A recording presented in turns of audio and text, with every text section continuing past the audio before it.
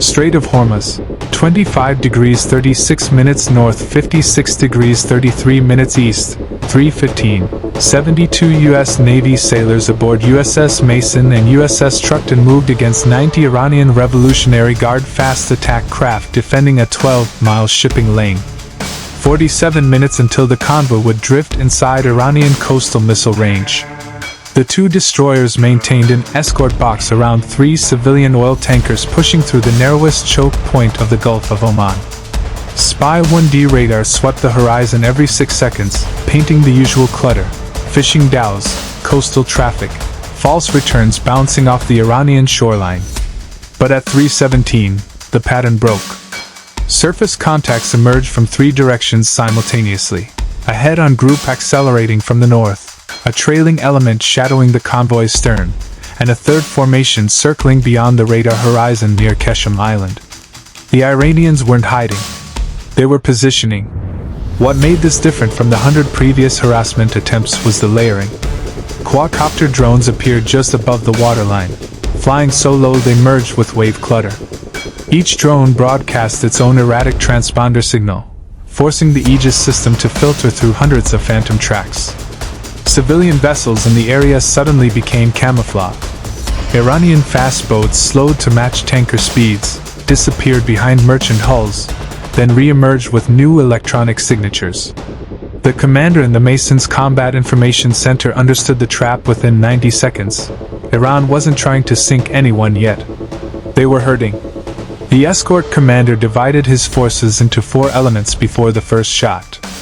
Alpha element, the MH-60R Seahawk on Mason's flight deck, tasked with outer perimeter kill confirmation. Bravo element, the destroyers themselves, restricted to defensive fires only due to civilian proximity. Charlie element, an MQ-9 Reaper orbiting at 25,000 feet, feeding synthetic aperture radar down to both ships.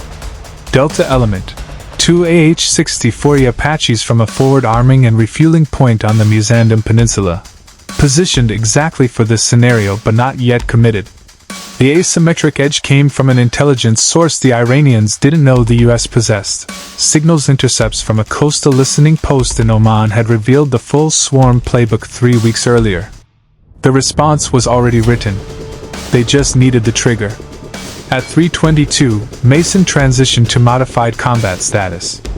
CIWS remained in safe mode because the nearest oil tanker was hugging Mason's starboard rail at 400 meters, well inside the phalanx's minimum arming logic.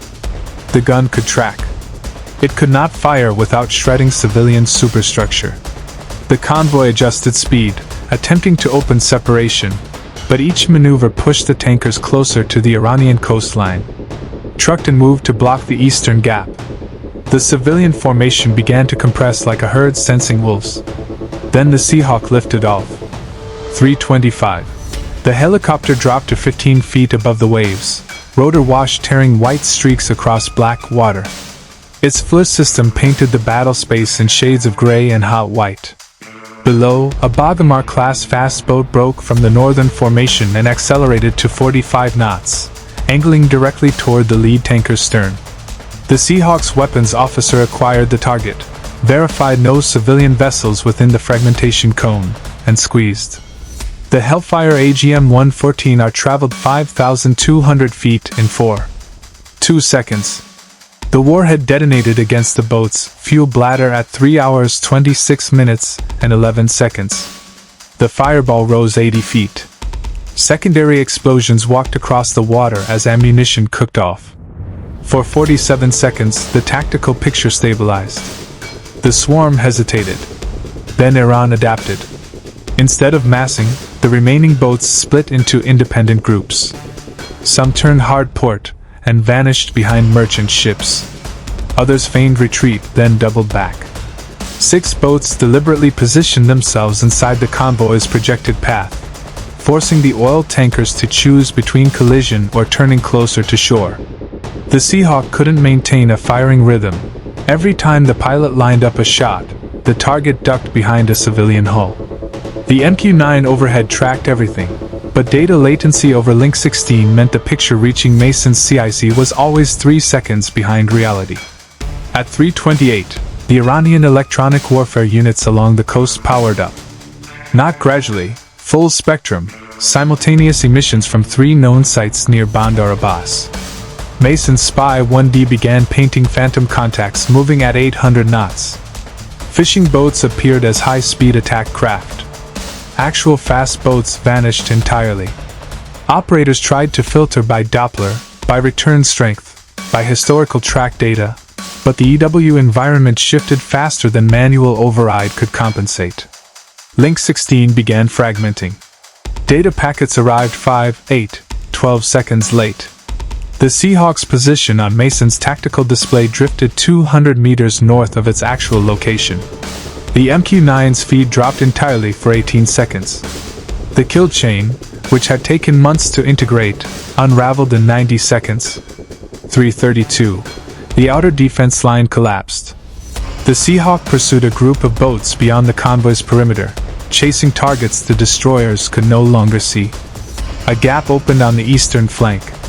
Truckton attempted to pivot, but the civilian vessels were too close. Any defensive maneuver risked collision. Iranian boats accelerated through the gap, not firing, not threatening, just moving. Positioning. Hurting. Then the Manpad's team along the coast fired. The Seahawk's missile warning system screamed at 3 hours 33 minutes and 2 seconds. An SA-24 Grinch rose from the shoreline, its thermal signature blooming against the cold sea background. The pilot dumped flares, reefed the helicopter into a 3G turn 5 feet above the waves, and punched chaff. The missile passed 40 meters off the tail rotor. It missed. But the Seahawk was forced north, away from the convoy, abandoning its firing orbit. The moment the helicopter retreated, Iran breached the outer perimeter. 15 fast boats poured through the gap. These were not the same vessels from the initial swarm. These were modified, steel plates welded to bows, visible antenna masts stripped away, decks reinforced.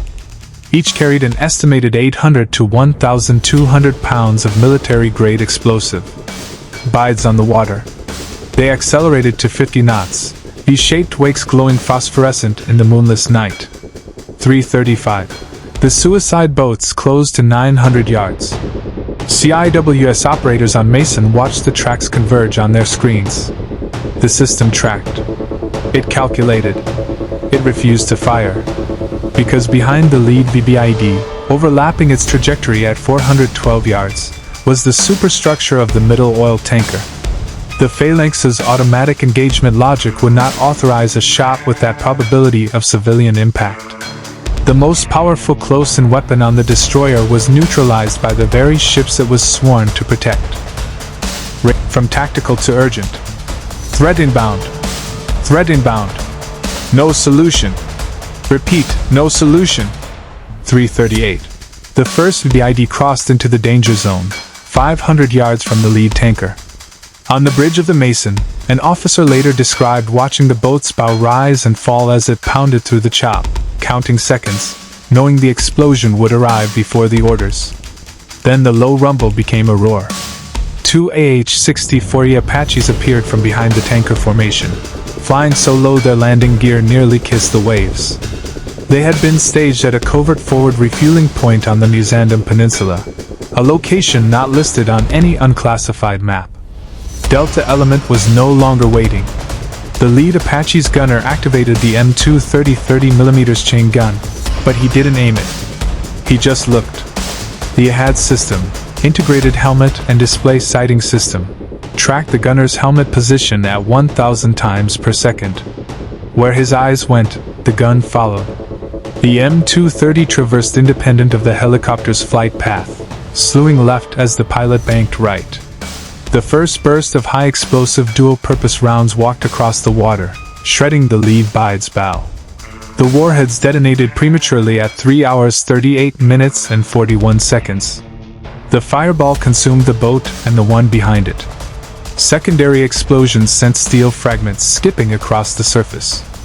The Apaches banked hard, their 30mm guns still tracking, still firing, still moving exactly where the pilots looked. But the electronic fog hadn't lifted. Iranian EW sites onshore redoubled their jamming. Link 16 fragmented again. The MQ-9's feed became unusable. Phantom contacts flooded Mason's screens. The Apaches could see with their own sensors, but they couldn't share that picture with the destroyers. The kill chain was blind, deaf, and fighting on muscle memory. 3:42. The Growler arrived. An EA-18G from VQ-134, launched from USS Abraham Lincoln 180 miles southeast, entered the battle space at 35,000 feet. The Growler didn't jam back. That would have been symmetrical warfare, and symmetrical warfare favors the defender on their own coastline. Instead, the electronic warfare officer deployed a swarm of ADM-160 MALD decoys. Each miniature drone replicated the radar signature of an F/A-18, speed, altitude, cross-section, even the transponder chirp. 12 decoys fanned out across the Iranian coastline, simulating a full-scale retaliatory strike. Iranian operators made the fatal assumption.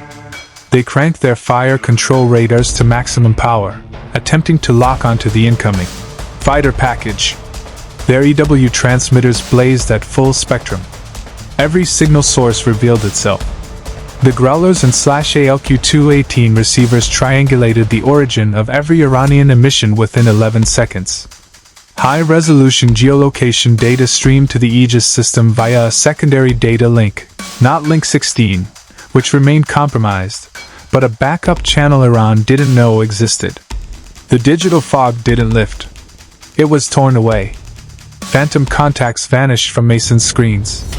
In their place appeared verified tracks, 34 remaining Fastboats, 3 coastal EW sites, 2 SA-24 manpads teams, and a command bunker on the northern shore.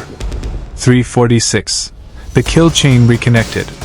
The MQ-9 Reaper, no longer jammed, shifted from reconnaissance to direct attack. From 25,000 feet, its multispectral targeting system locked onto the coastal command bunker, the brain of the entire swarm operation. The Growler simultaneously executed a surgical electronic attack, flooding the bunker's communications with destructive noise. Iranian commanders inside lost contact with every boat on the water.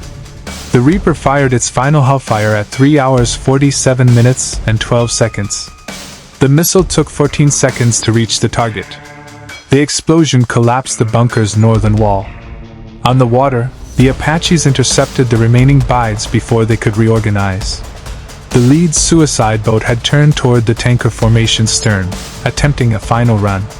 The gunner looked left. The 30mm chain gun slewed left. 3 rounds pierced the boat's steel plate, detonating the explosives.